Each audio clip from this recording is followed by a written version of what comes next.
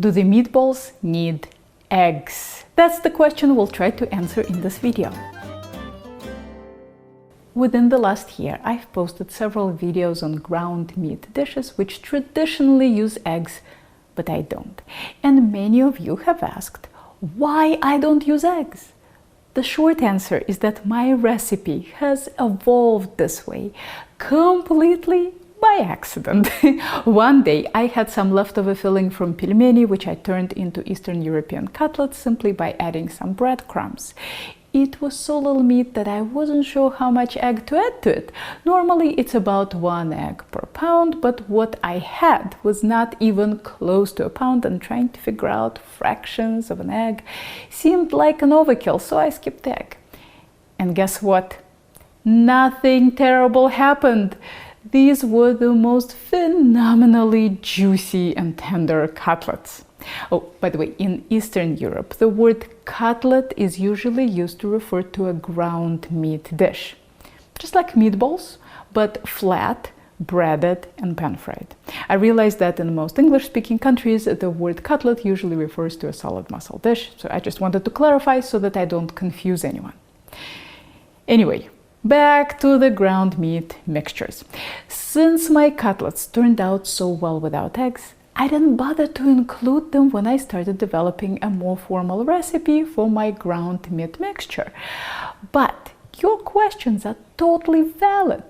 Maybe an egg would make it better. Or maybe yolks would make it better. Daniel Gritzer uses only yolks in his meatballs, and they are fantastic. Of course, if we want to really understand what the eggs and yolks are doing in ground meat mixtures, we can't really compare a recipe that doesn't use eggs to a different recipe that uses eggs and a third recipe that uses yolks. We have to keep everything the same except for the egg component. And that's what I set out to do with my experiment.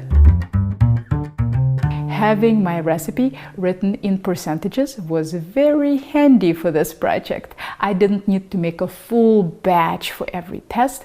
For every idea that I wanted to try out, I used 200 grams of meat and adjusted all the other ingredients accordingly.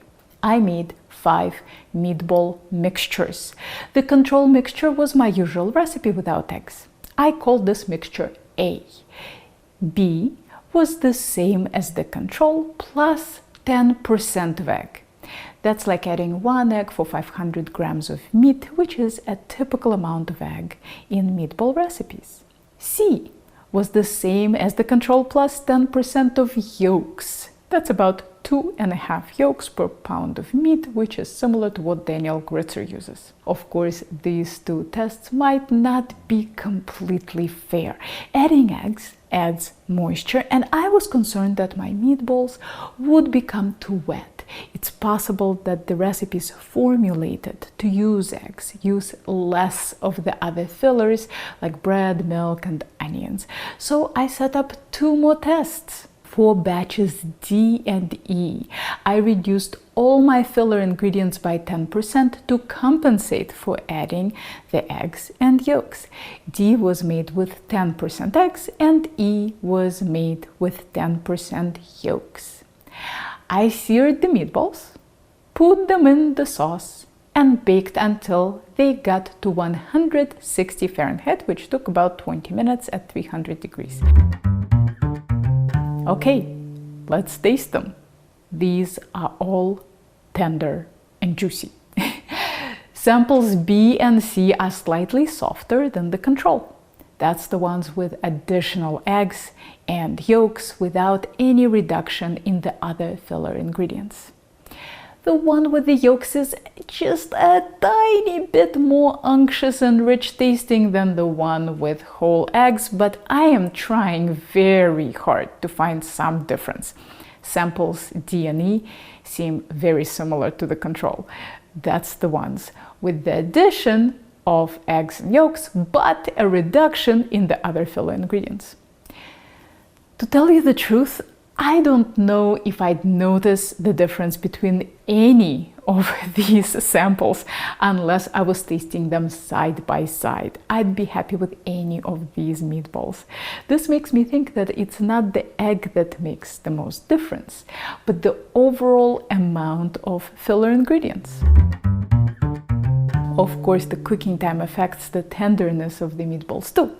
I saved one meatball from each batch to try a different cooking time. Personally, I like my meatballs baked for a full hour because it results in a much softer texture. This also gives the sauce more meatiness.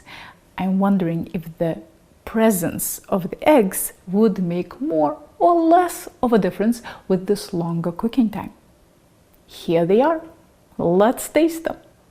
I have to say, I don't think I've ever eaten this many meatballs in my life. See what I do for the sake of science?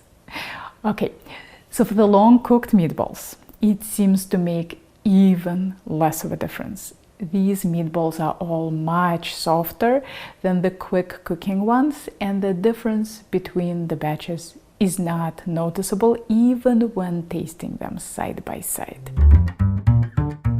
So, what did we learn from this experiment? Separating yolks from whites for ground meat mixtures might not be worth it. Adding 10% of egg to my existing recipe might make the meatballs even more tender. If you do that, make sure to increase the salt just a little to account for the additional weight of the egg. For every 100 grams of egg, increase the salt by 1 gram. And in case you are wondering, yes, I did do this for my samples to keep the salt level perfectly consistent between all the samples. Thanks to everyone who inspired this delicious experiment. Here are more thought-provoking culinary videos for you to check out, and if you are ever in the Boston area, maybe I'll see you in one of my classes.